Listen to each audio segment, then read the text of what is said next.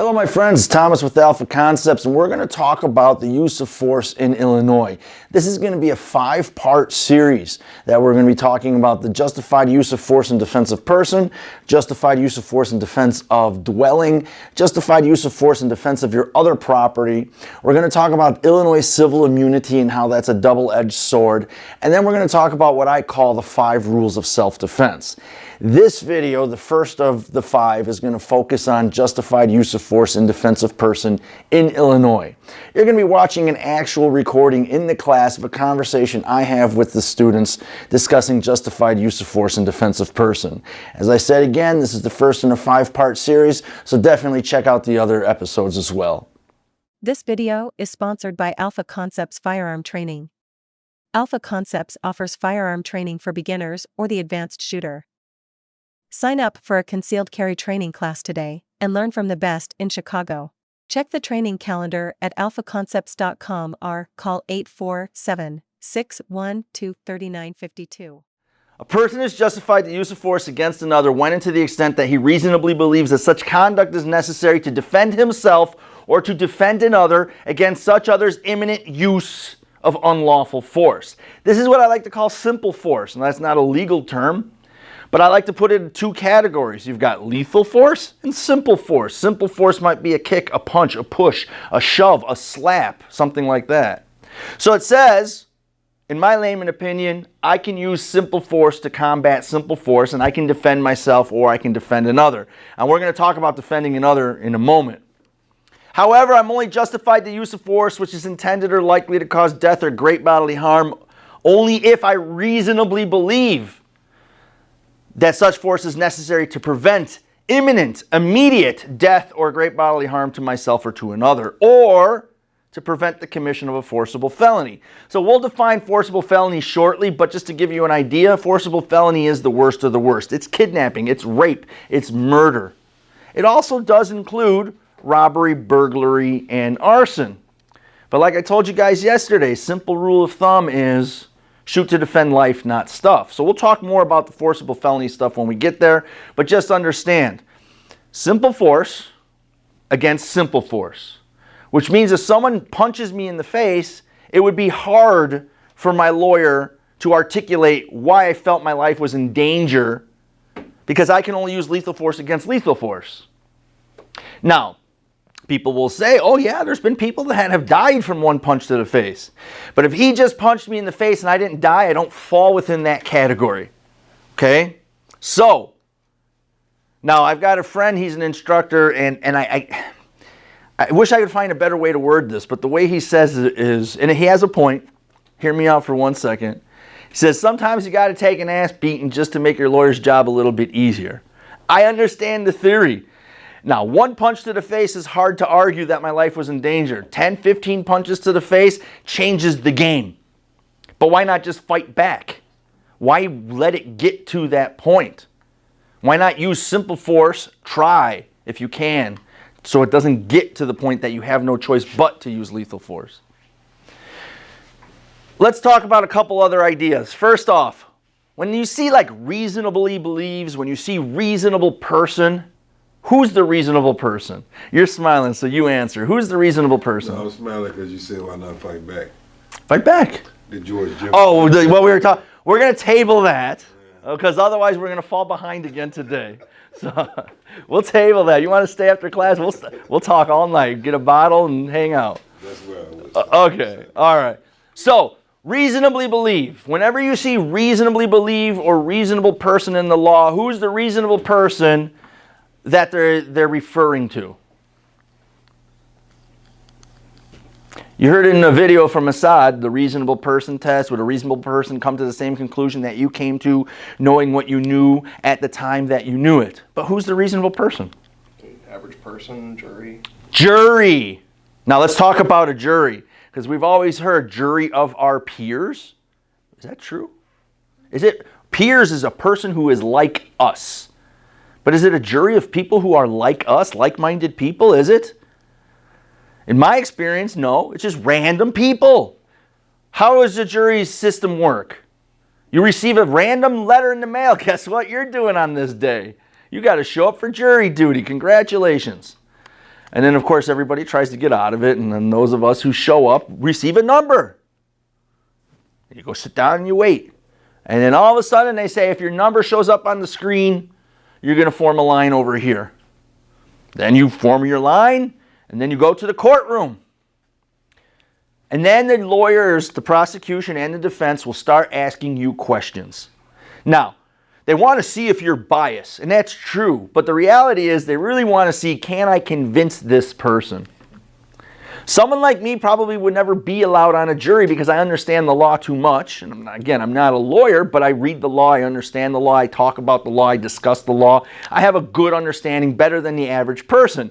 Therefore, a defense attorney would not, or a prosecutor would not be able to use emotion to persuade me. It would be difficult for them, so they'd rather have someone else on the jury.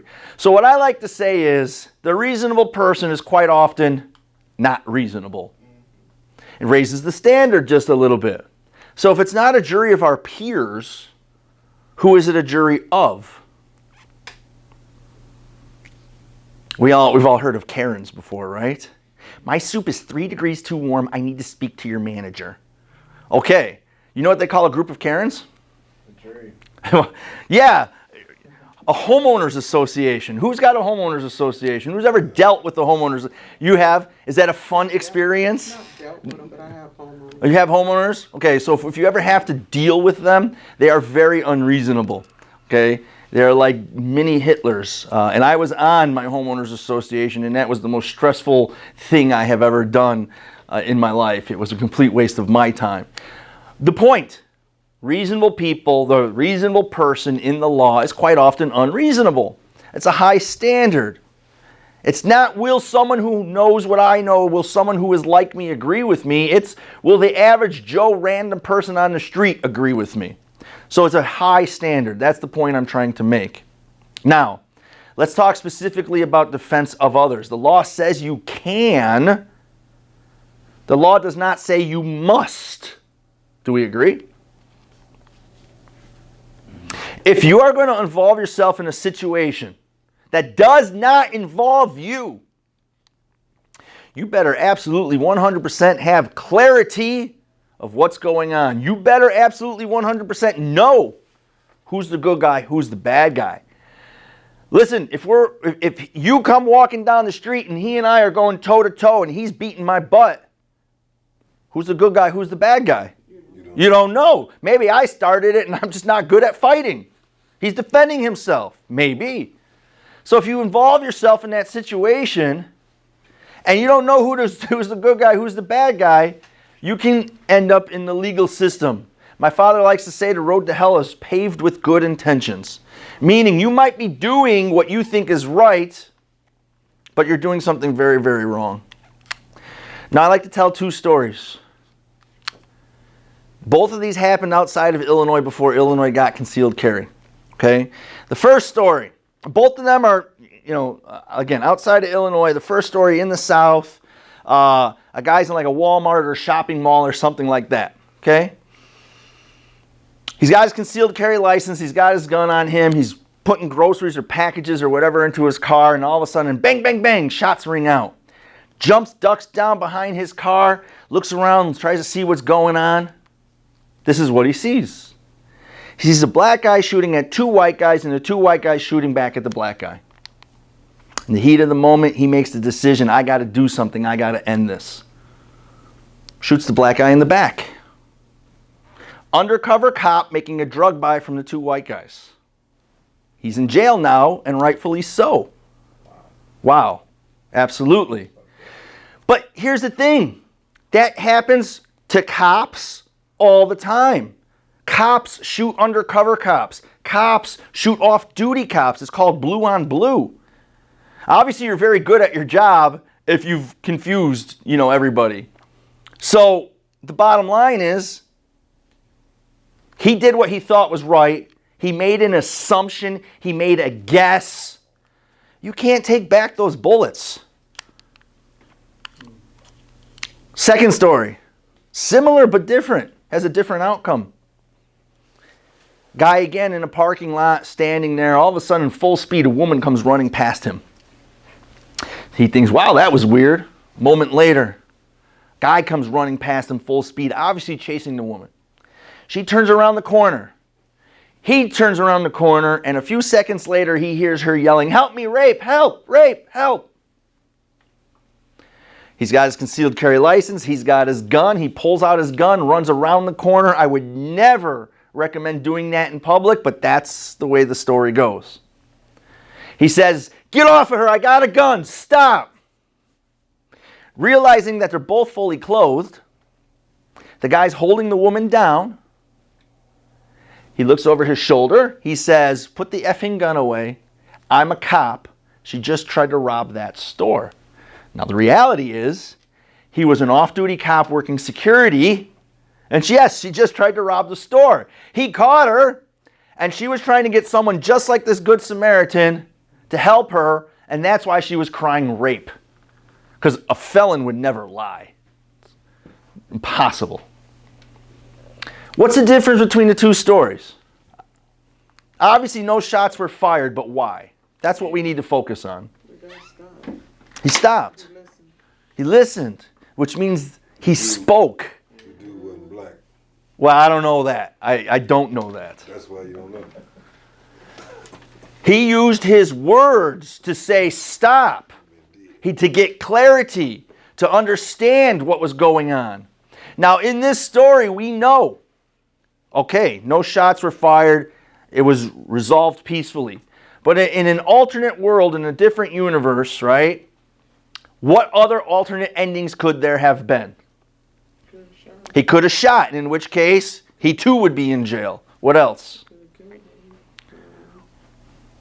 Maybe. Someone could have saw him running with a gun and went after him. Someone, maybe a person with a concealed carry license, sees someone running with the gun, hears help rape, and then sees someone running with the gun, makes the assumption that this guy is the bad guy, shoots him instead. That totally can happen, which is why I said I would never recommend running around with my gun in public, waving it around, barking orders. I would never do that in public. What other potential endings? What if it really is a bad guy, not an off-duty cop? Well, you could turn around and shoot him. Okay, but action is faster than reaction. In this story, he did already have his gun out. So if it is a bad guy and he turns around with a gun, am I defending her or am I defending me? In which case, I have clarity of the situation. I know I'm not the bad guy. What else? What if he gets up and runs away and then no shots are fired and she's safe? Good side. So the bottom line is, I throw those two stories out there just to understand what troubles you potentially could get yourself into. Right? Now I also want you to understand this. Statistically, 30 to 40% of armed defenders, people just like you and I, will end up injured or dead. Numerous stories that I can pull just straight out of Chicago. Last summer, a guy was carjacked in a parking garage. 5 guys approached him. At least 2 of them had guns, according to the news story that I read. He had a concealed carry license. He pulled out his gun. He started firing. Thankfully, he only caught 2 shots in the leg. Okay? Another story.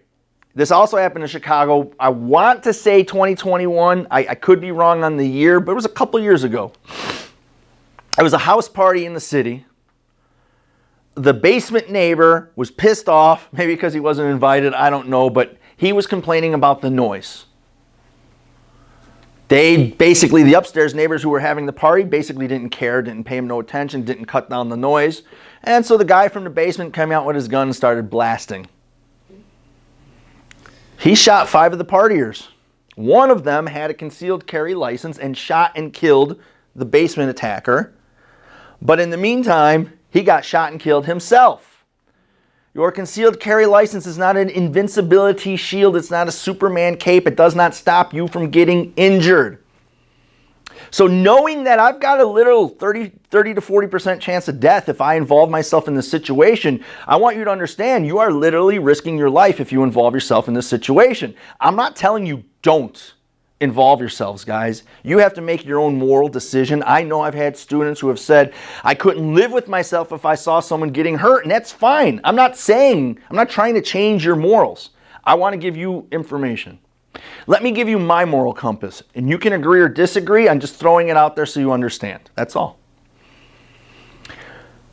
I have a hard time risking my life to defend somebody who has the same abilities as I do, but instead chooses to be a victim. What do I mean by chooses to be a victim?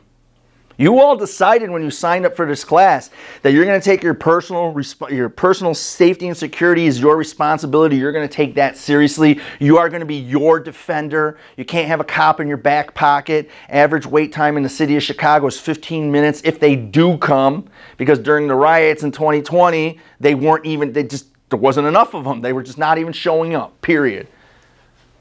So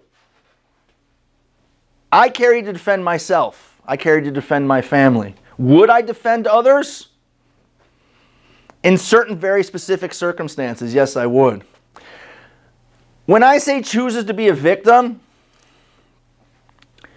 I'm talking about the people who, and I've had these conversations with people, their philosophy is, well, I'm 50 years old and I've never been attacked, so the likelihood I'll ever be attacked is 0%. No, it's never 0%. It's never zero. You are statistically more at risk, less at risk in certain areas, but you're never at zero risk no matter how good the area is.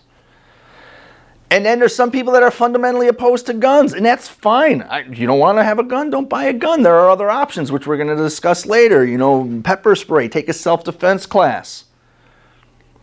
So many different options. Just take your personal protection seriously. The "it won't happen to me" philosophy, literally most victims think it won't happen to them, and we see that how it works out. It doesn't. So why should I risk my life for someone who has the same abilities as I do but chooses to be a victim?